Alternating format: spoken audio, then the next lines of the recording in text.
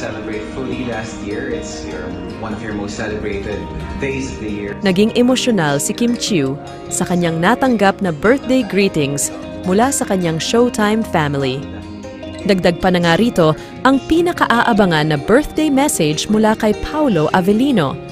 Ani Paolo, "Happy birthday, Kim. I know you weren't able to celebrate fully last year, so hopefully this year you get to celebrate with your family and your loved ones, and I'll definitely gonna see more of you because we have a lot of work to do. My wish for you is an even happier year." Sa pagtatapos ng maikling kaganapan na ito, hindi lamang si Kim ang napahanga at naging emosyonal sa mga natanggap na mga pagbati, kundi pati na rin ang mga tagahanga ng Kim Pao.